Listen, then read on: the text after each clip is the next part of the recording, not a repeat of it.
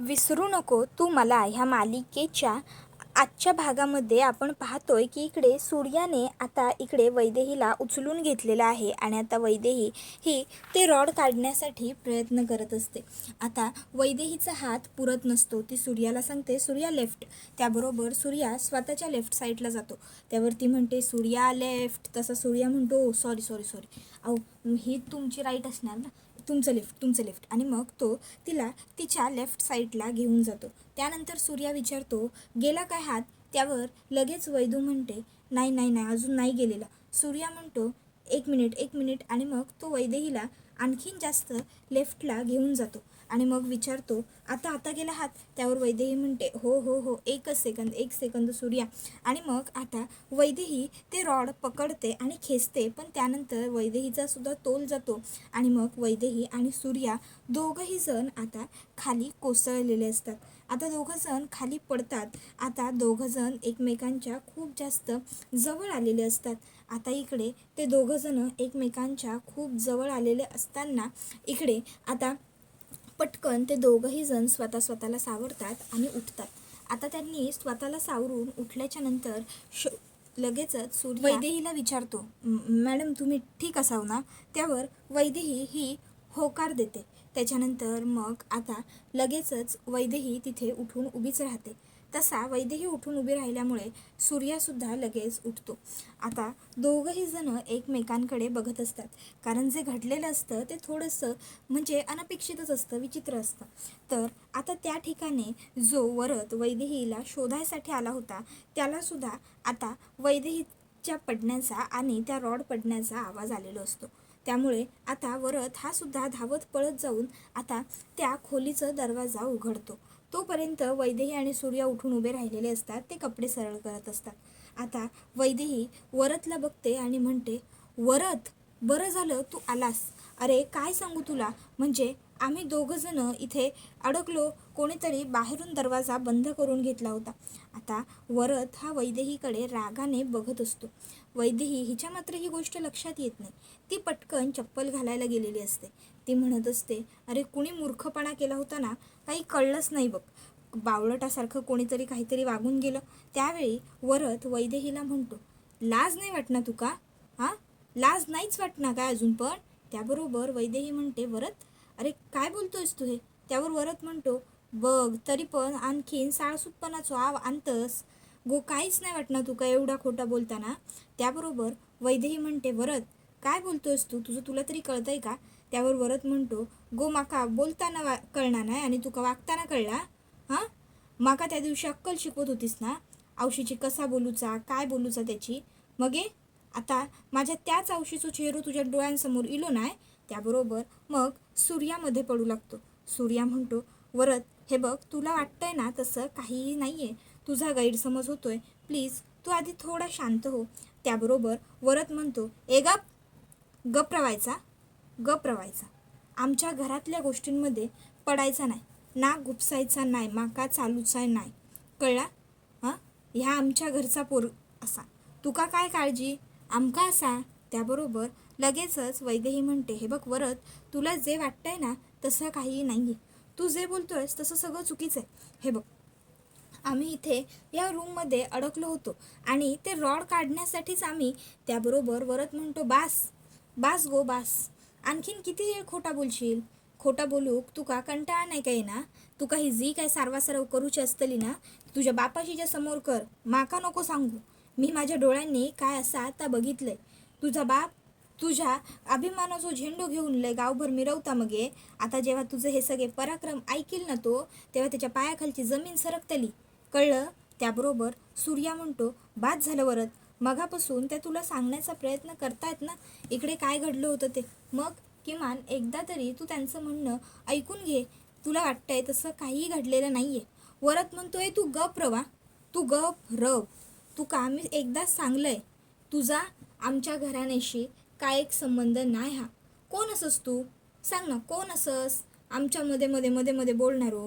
हां ह्यो संबंध फक्त आमचो असा, याचा काय करूचा ना तर आम्ही बघतलो. ह्यात तू पडूची गरज नाही. हा गप रव आता. त्यानंतर मग वरद वैदेहिक म्हणतो आता बोलून नाही करून दाखवते.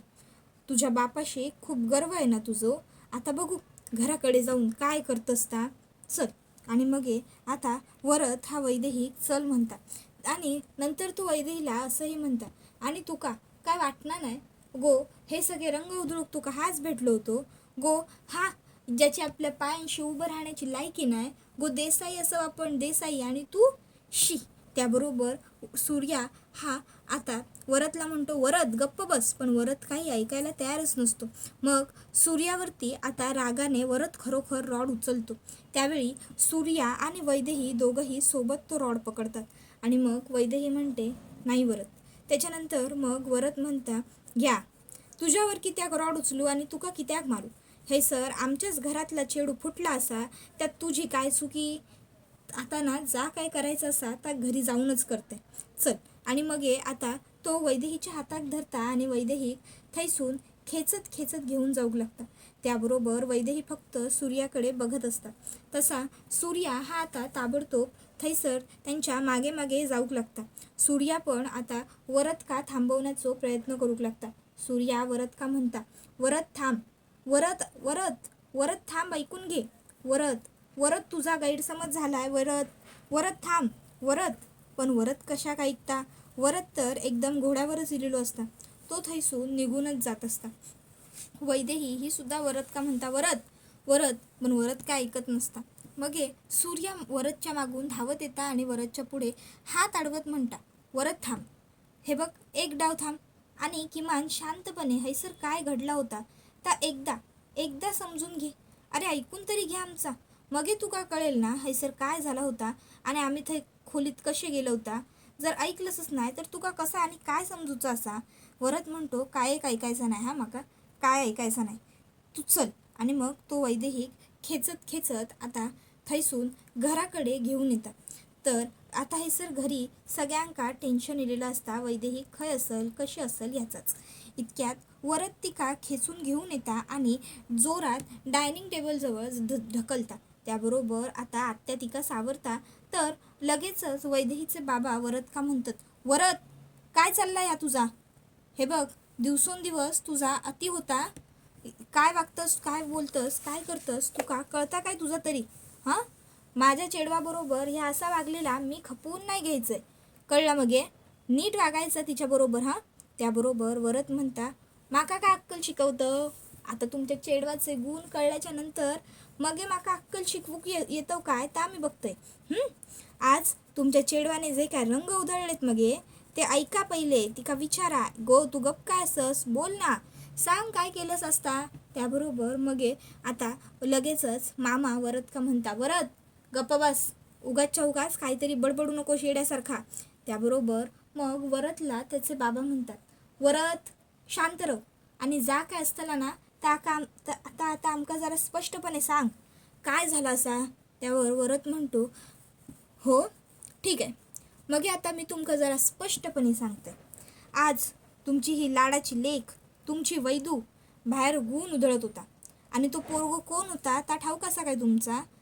आपले दुश्मन, त्या सडक्या किडक्या रक्ताचे ते तांडेल, त्यांचा तो पोरगो सूर्या तांडेल तो होतो हिच्याबरोबर त्या अंधाऱ्या खोलीत. थैसर मी गेलंय आणि मी दरवाजा उघडलाय म्हणून नशीब. त्याबरोबर लगेचच आता हे ऐकून बाबा म्हणतात वरद गप्र, उगाचच्या उगाच तोंडात येता ता बरळता माझ्या चेडवाबद्दल. माझा चेडू ह्या असा काहीतरी करणं शक्यच नाही. हा तुझा काहीतरी गैरसमज झालेलो असणार.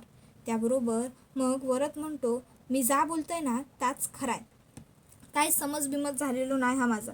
मी माझ्या डोळ्यांनी बघलंय आणि म्हणान बोलतंय. आणि जर ही का करूची लाज नाही वाटली तर मग माका बोलूसाठी तरी कशाक लाज वाटणार. त्याबरोबर लगेचच आता इथे आत्या म्हणूक लागता वरद गप्र, माझा तुझ्यावर विश्वास नाही हा, माका माहिती असा वैदू असं काय एक नाही करणार. त्याबरोबर वरद म्हणता त्याचोच तो तिने फायदा घेतला मग ती त्याचोच काय करू नाही शकणार, काय करू नाही शकणार म्हणूनच. त्याबरोबर लगेचच दुसऱ्या बाजू खैसर सूर्या ह्यो एकटोच उरलेलो असता आणि मग सूर्याक आता आठवूक लागता की कशा पद्धतीने वैदेही आणि तो दोघेजण तिथे अडकले. त्याच्यानंतर मग पाल दिसली. वैदू घाबरली आणि वैदूने येऊन त्याला घट्ट कडकडून मिठी मारली. आणि मगे ती म्हणत होती, रेतिका हकल, रेतिका हकल. आणि मगे सूर्याने त्या पालीक कसा हकलवला होता. तर दुसऱ्या बाजूक वरद म्हणत असता, तुमका वाटता मगे तुमची वैदू मगे विचारा तिका होती की नाही ती त्या अंधाऱ्या खोलीत त्या पोराबरोबर विचारा त्याबरोबर. मगे हैसर वैदूचे बाबा म्हणतात, तू जा काय बोलतस ना वरद, त्या सगळ्यावर आमचो विश्वास नाही हा. माझी चेडू ह्या असा वागूच शकणार नाही. त्याबरोबर वरद म्हणता, हो ना, मगे विचारा ना तुमच्या चेडवाक तिने काय केला ता आणि काय नाही केला ता, तिने रंग उधळल्यान की नाही, विचारा.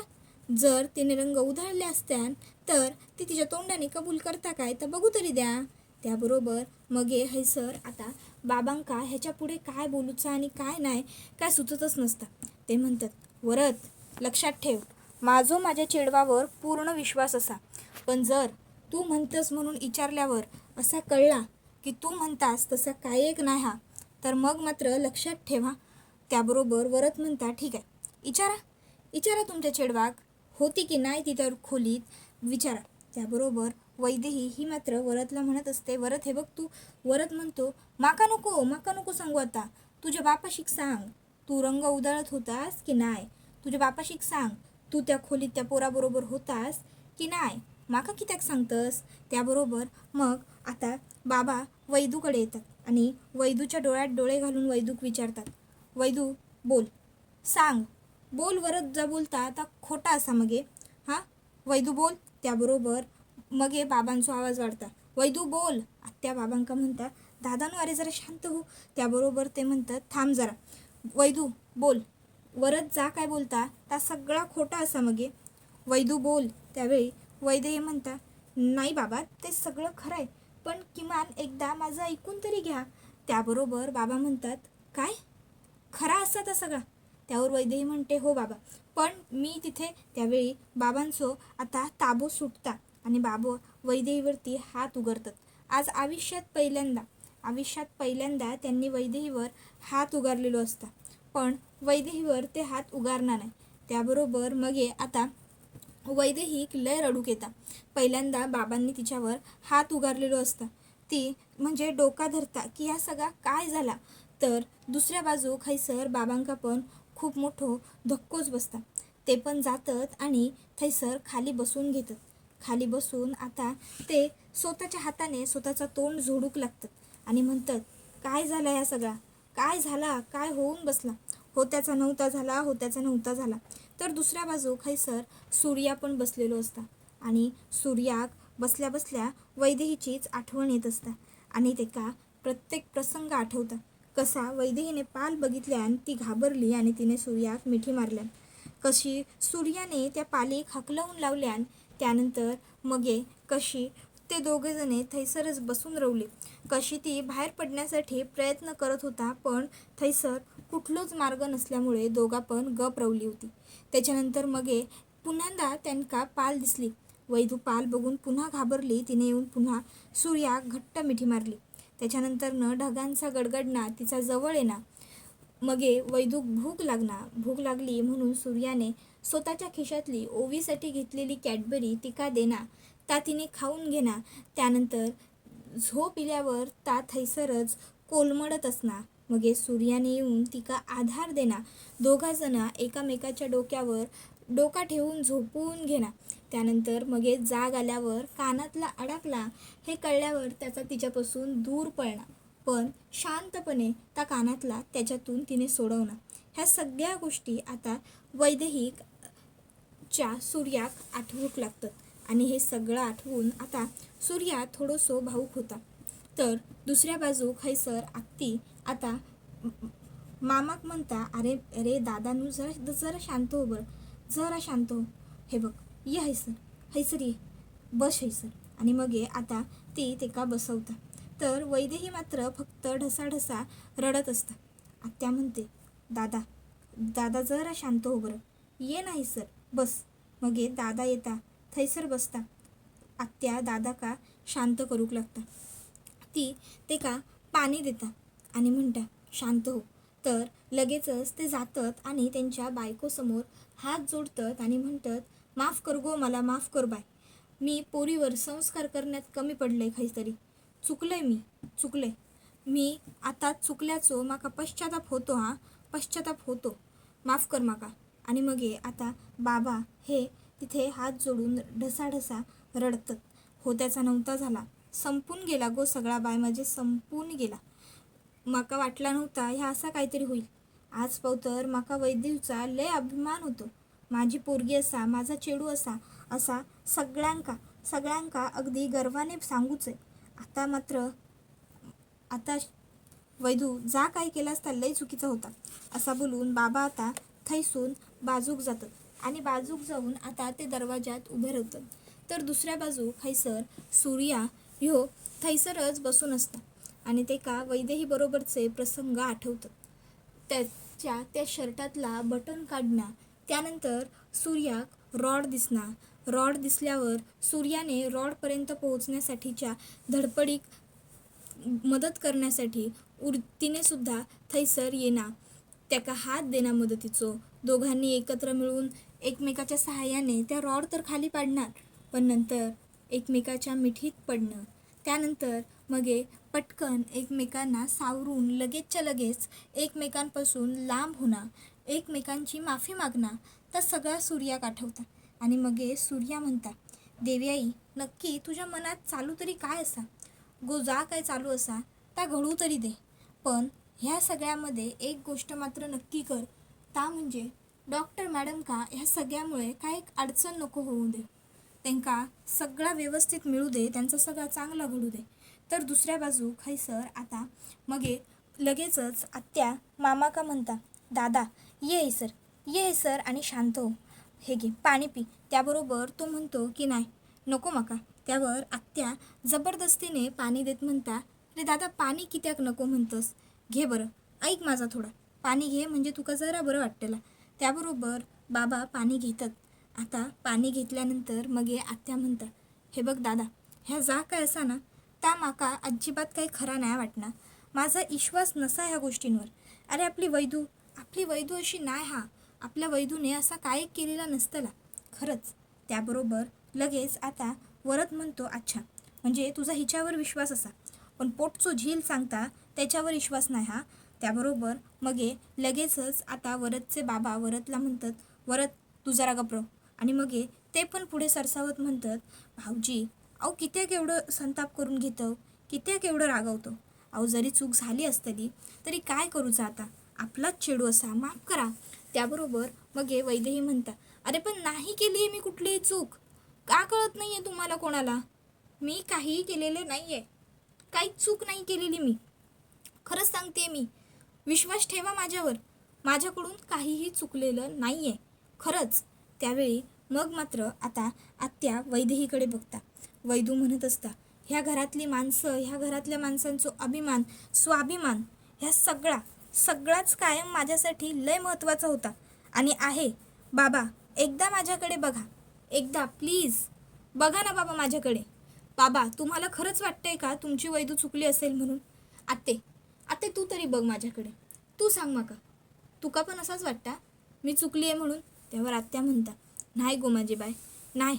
त्याबरोबर मग बाबा थैसून उठून जात असताना वैदू मागून त्यांचा हात पकडता आणि म्हणता, बाबा थांबा, मला उत्तर हवं आहे तुमच्याकडून, तुम्हीच सांगा, तुम्हाला खरंच वाटतंय का हो तुमची वैदू चुकली असेल, किंवा तुमची वैदू चुकली आहे म्हणून. सांगा ना बाबा, तुम्हाला वाटतंय का की मी चुकली आहे.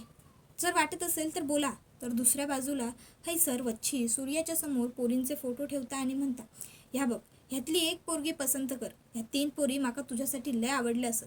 तर दुसऱ्या बाजू सर आता स्नेहाक वैदू सांगता, ह्या फ्रेंडशिप डेला मी ते का छान भेटवस्तू देणार असे. पण त्याच वेळी आता मुद्दामून वैदूसमोर मामा बोलून जाता, चिंगळ्याक सांगता की तुका माहिती आहे काय चिंगळ्या, आपल्या सूर्याचा लगीन ठरला असा. त्याबरोबर ह्या ऐकून तिका खूप मोठं धक्कोच बसता. आता मग मामाक लगेचच सूर्या म्हणता, मामा अरे गप राहू, काय पण काय बोलतस. तर मामा म्हणता, अरे खोटा नाही खरंच सांगते मी आपल्या चिंगळ्याक, तुझा लगीन ठरलाच ना, आता बायोनी पोरी बघितल्यान म्हणजे काय विषयच नाही. त्याबरोबर मग मात्र आता ती त्याच्याकडे बघतच राहते. त्याबरोबर हा व्हिडिओ इथेच संपतो. व्हिडिओ आवडला असेल तर व्हिडिओला लाईक करा, चॅनलवर नवीन असाल तर चॅनलला सबस्क्राईब करा आणि बेल आयकॉन आठवणीने प्रेस करा, जेणेकरून तुम्हाला पुढच्या प्रत्येक व्हिडिओचं नोटिफिकेशन मिळत जाईल. धन्यवाद.